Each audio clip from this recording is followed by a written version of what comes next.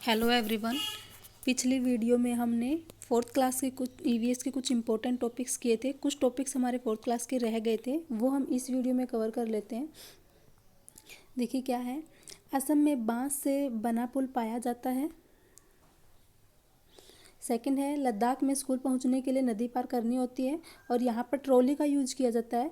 बच्चे जब लद्दाख में स्कूल जाते हैं तो वहाँ उन्हें स्कूल जाते टाइम एक नदी पार करनी होती है, पानी को पार करना होता है। तो वो उस पानी को पार कैसे करते हैं? ट्रॉली की हेल्प से उस पानी को पार करते हैं। और ये ट्रॉली है क्या? लकड़ी से बना झूला है कोई। ठीक है। केरल के कुछ भागों में बच्चे पानी को पार करने के लिए वल्लम क्या है? लकड़ी की बनी छोटी नाव में बैठकर स्कूल पहुंचते हैं। केरल में कैसे जाते हैं? किसकी हेल्प से जाते हैं? वल्लम। इसमें बैठकर बच्चे पानी को पार करते हैं। राजस्थान में ऊँटगाड़ी का उपयोग किया जाता है। मैदानी इलाकों में बैलगाड़ी में बैठकर स्कूल पहुंचते हैं बच्चे। और उत्तर की पहाड़ियों में विद्यार्थी बर्फ़ पर चलकर स्कूल पहुंचते हैं। तो उत्तर की पहाड़ियों में विद्यार्थी बर्फ़ पर चलकर स्कूल पहुंचते हैं। मैदानी इलाकों में कैसे पहुंचते हैं? बैलगाड़ी में बैठकर स्कूल पहुंचते हैं। और केरल में किसका प्रयोग करते हैं बच्चे? वल्लम का, पानी को पार करने के लिए। वल्लम है क्या? हमारी लकड़ी की बनी छोटी नाव। और लद्दाख में किसका प्रयोग करते हैं? ट्रॉली। ट्रॉली क्या है? लकड़ी से बना झूला। ठीक है, आगे करते हैं। ये इम्पोर्टेंट है। देखिए क्या है। एक बड़ा हाथी एक दिन में 100 किलोग्राम से ज़्यादा पत्ते और झाड़ियाँ खा लेते हैं। यहाँ से क्वेश्चन आता भी है। एक बड़ा हाथी एक दिन में कितनी पत्ते और झाड़ियाँ खा लेते हैं? 100 किलोग्राम से भी ज़्यादा पत्ते और झाड़ियाँ खा लेता है। हाथी बहुत कम आराम करता है। वो एक दिन में केवल 2 से 4 घंटे ही सोता है। हाथी को पानी में खेलना और कीचड़ में खेलना बहुत पसंद है, क्योंकि इससे उसके शरीर को ठंडक मिलती है। हाथी के कान बड़े बड़े होते हैं, पंखे की तरह होते हैं। तब उसको गर्मी लगती है जब वो अपने कान को हिलाकर हवा कर लेता है। आगे है, हाथियों के झुंड में केवल हथनियाँ और बच्चे ही रहते हैं। हाथियों के झुंड में कौन रहता है? केवल हथनियाँ और बच्चे ही रहते हैं हाथियों के झुंड में। और ये है, झुंड की सबसे बुजुर्ग हथनी पूरे झुंड के नेता होती है। जो हाथियों का झुंड होता है उसमें उस झुंड का नेता कौन होता है? जो उस झुंड में सबसे बुजुर्ग हथनी होगी वो उस झुंड की क्या होगी? नेता होगी। ठीक है, आगे है, एक झुंड में 10 से 12 हथनियाँ और बच्चे होते हैं। एक झुंड में कितने हथनियाँ और बच्चे होते हैं? 10 से 12। ये क्वेश्चन आ सकता है। 10 से 12 हथनियाँ और बच्चे होते हैं एक झुंड में। हाथी 14-15 साल तक ही एक झुंड में रहते हैं, फिर झुंड छोड़ देते हैं और अकेले रहते हैं। जो हाथियों का झुंड होता है उसमें जो हाथी होते हैं वो 14-15 साल तक ही उस झुंड में रहते हैं, फिर उसके बाद उस झुंड को छोड़ देते हैं और फिर अकेले रहने लगते हैं। ठीक है, तो ये इंपॉर्टेंट है सारे ही। एक बड़ा हाथी 100 किलोग्राम से ज़्यादा पत्ते और झाड़ियाँ खा लेते हैं। हाथी बहुत कम आराम करते हैं, वो 2 से 4 घंटे ही दिन में सोते हैं। और उनको कीचड़ में खेलना पसंद है। और हाथी के कान बड़े बड़े होते हैं, जिसे वो अपने पंखे की तरह होते हैं, जिसे वो अपने कान को हिलाकर हवा कर लेता है। हाथियों के झुंड में केवल हथनियाँ और बच्चे ही रहते हैं। झुंड की सबसे बुजुर्ग हथनी पूरे झुंड की नेता होती है। एक झुंड में 10 से 12 हथनियाँ और बच्चे होते हैं। और हाथी झुंड में कितने साल तक? 14-15 साल तक ही रहते हैं, बाद में उस झुंड को छोड़ देते हैं वो। ठीक है, आगे करते हैं। आगे है, मलयालम में चिटप्पन पिता का छोटा भाई और कुंजप्पा पिता के छोटे भाई की पत्नी, मतलब चाची। चाची जो होती है उसको कुंजप्पा कहते हैं मलयालम में। और जो चाचा पिता का छोटा भाई मतलब चाचा, उसको क्या कहते हैं? चिटप्पन। ठीक है, आगे है अबू धाबी। अबू धाबी क्या है? अबू धाबी संयुक्त अरब अमीरात, यूनाइटेड अरब अमीरेट्स, इसकी जो कैपिटल है वो है अबू धाबी। इसकी जो राजधानी अबू धाबी है। ठीक है, अब अबू धाबी की कुछ विशेषताएं बता रखी हैं। इसमें क्या क्या है? अबू धाबी में सिर्फ खजूर के पेड़ ही दिखाई देते हैं। ये जो फोटो आपको दिख रही है खजूर के पेड़ की है, तो अबू धाबी में सिर्फ खजूर के पेड़ ही होते हैं, क्योंकि यही एक ऐसा पेड़ है जो वहाँ उग सकता है। सेकंड है, अबू धाबी में रुपये को क्या कहा जाता है? दिर्हम। ये दिर्हम है। अबू धाबी में रुपये को दिर्हम कहा जाता है। आगे है, अबू धाबी में लोग ढीले ढाले सूती कपड़े पहनते हैं और वह अपने पूरे शरीर को कवर करके रहते हैं, जिससे वो तेज़ धूप से बच सकें। फिर आगे है, अबू धाबी में रेतीली ज़मीन के नीचे तेल होता है, इसलिए यहाँ पेट्रोल आसानी से मिल जाता है। तो ये अबू धाबी की कुछ विशेषताएं थी। अबू धाबी में पेट्रोल आसानी से मिल जाता है। और अबू धाबी में खजूर के पेड़ ही दिखाई देते हैं। और यहाँ पैसे को, रुपये को क्या कहा जाता है? दिर्हम कहा जाता है। ठीक है, और मलयालम में पिता के छोटे भाई को चिटप्पन और जो चाची पिता के छोटे भाई की पत्नी को कुंजप्पा कहते हैं। ठीक है, आगे करते हैं। आगे है कर्णम मलेश्वरी। ये भी इम्पोर्टेंट है। देखो कर्णम मलेश्वरी की फ़ोटो दे रखी है। ये क्या है, कर्णम मल्लेश्वरी एक वेट लिफ्टर हैं। यह आंध्र प्रदेश की रहने वाली हैं। इनके पिता पुलिस में हवलदार हैं और जब ये 12 साल की थी तभी से ये वज़न उठाने लगी थी और ये एक बार में 130 किलोग्राम तक का वज़न उठा सकती हैं। कर्णम मल्लेश्वरी ने भारत के बाहर 29 मेडल जीते हैं। भारत के बाहर कितने मेडल जीते हैं, ये क्वेश्चन आ सकता है। भारत के बाहर उन्होंने कितने मेडल जीते हैं, 29 मेडल जीते हैं। इनकी 4 बहनें भी रोज़ वजन उठाने का अभ्यास करती हैं और फिर first Indian women to win a medal at the Olympics, ये पहली भारतीय महिला हैं जिन्होंने ओलंपिक्स में मेडल जीता था। ठीक है, तो ये हमें सारे पॉइंट्स याद रखने हैं इनके बारे में। कर्णम मल्लेश्वरी के बारे में, एक वेट लिफ्टर हैं, आंध्र प्रदेश की रहने वाली हैं, इनके पिता पुलिस में हवलदार हैं। ये 12 साल की उम्र में ही वजन उठाने लगी थी।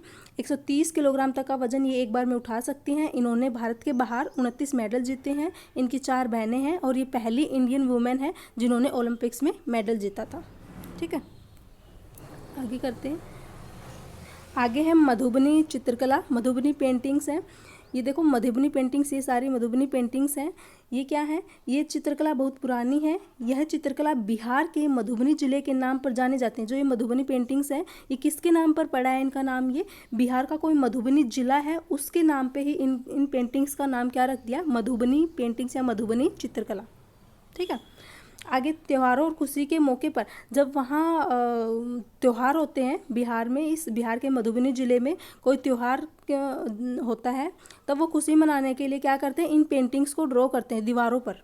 ठीक है, आगे है, ये जो पेंटिंग्स हैं ये कैसे बनाई जाती हैं, ये पेंटिंग सारी ये नेचुरल कलर से बनाई जाती हैं। देखो लिख रखा है, ये चित्र पिसे हुए चावल के घोल में रंग मिलाकर बनाए जाते हैं। ये रंग खास प्रकार के होते हैं। इन्हें बनाने के लिए नील, हल्दी, फूल, पेड़ों के रंग आदि का इस्तेमाल किया जाता है। तो इन पेंटिंग्स को बनाने के लिए जो नेचुरल कलर होते हैं, मतलब जो नील, हल्दी या जो फूल होते हैं उनके जो रंग होते हैं उनसे रंग बनाकर उनसे ये पेंटिंग की जाती है।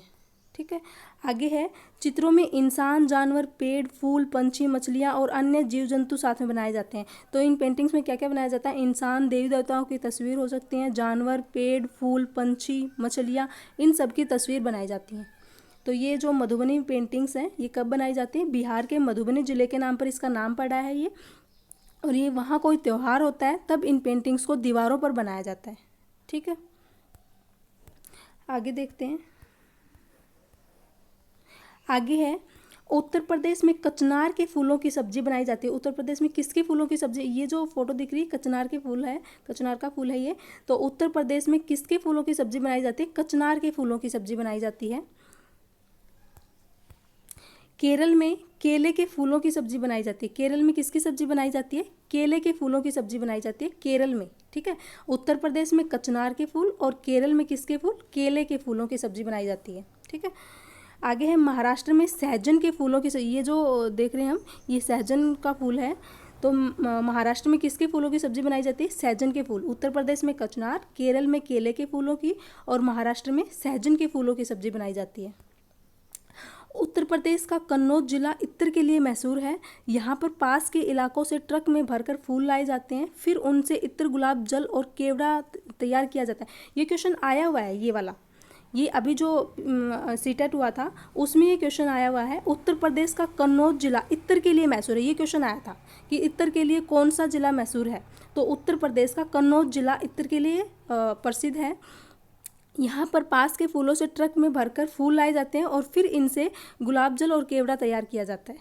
ठीक है, उत्तरांचल में पहाड़ों के बीच फूल ही फूल हैं जिसमें फूलों की घाटी कहा जाता है। उत्तरांचल को क्या कहा जाता है, फूलों की घाटी कहा जाता है। क्यों कहा जाता है, क्योंकि यहाँ पहाड़ों के बीच फूल ही फूल हैं, इसलिए उत्तरांचल को फूलों की घाटी कहा जाता है। ये क्वेश्चन भी आ सकता है कि किसको फूलों की घाटी कहा जाता है, किसको कहा जाता है, उत्तरांचल को। ठीक है,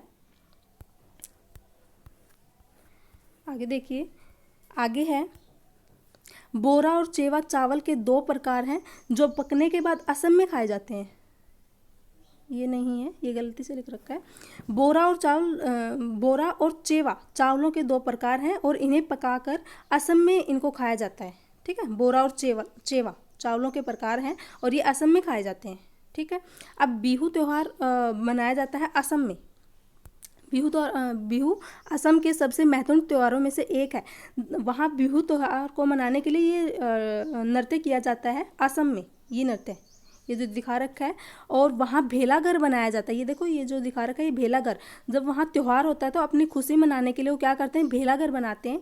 ये त्यौहार अप्रैल के मध्य से शुरू होता है और आमतौर पर 1 महीने के लिए जारी रहता है। असम के लोग इस दिन रंग बिरंगे कपड़े पहनते हैं। ठीक है, तो ये थे। आगे करते हैं।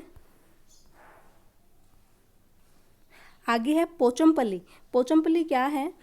पोचमपल्ली मुक्तापुर गांव आंध्र प्रदेश के पोचमपल्ली जिले में है। मुक्तापुर गांव कहाँ है? आंध्र प्रदेश के पोचमपल्ली जिले में है। इस जिले के ज़्यादातर परिवार बुनकर हैं। जो मुक्तापुर गांव है आंध्र प्रदेश के पोचमपल्ली ज़िले में, तो ये जो ज़िला है पोचमपल्ली, इसके अधिकतर जो पर्सन है, इंसान है, वो क्या है? बुनकर हैं।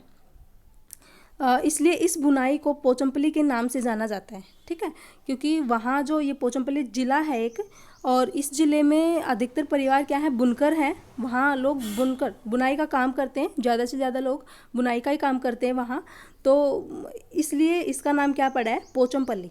ठीक है, इस शहर में पोचमपल्ली साड़ियाँ बहुत ही प्रसिद्ध हैं। जो पोचमपल्ली ज़िला है इसमें क्या है? पोचमपल्ली साड़ियाँ बहुत ही प्रसिद्ध है। ये पोचमपल्ली साड़ी की तस्वीर दे रखी है, देखो ये है पोचमपल्ली साड़ियाँ। ठीक है, तो ये थे सारे इम्पोर्टेंट टॉपिक्स हमने यहाँ कवर कर लिए। ये सारे इम्पोर्टेंट टॉपिक्स हो गए हमारे इस वीडियो में। तो हमने 3rd क्लास के ईवीएस के जो इम्पोर्टेंट टॉपिक्स थे वो हमने कर लिए, और जो 4th क्लास के इम्पोर्टेंट टॉपिक्स थे वो सारे हमने इस वीडियो में कवर कर लिए हैं।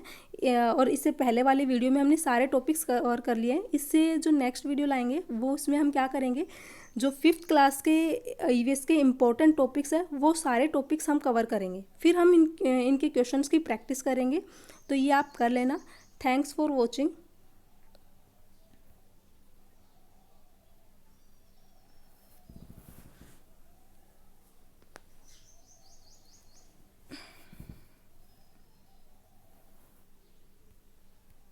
अगर वीडियो पसंद आया हो तो please like, share and subscribe my channel.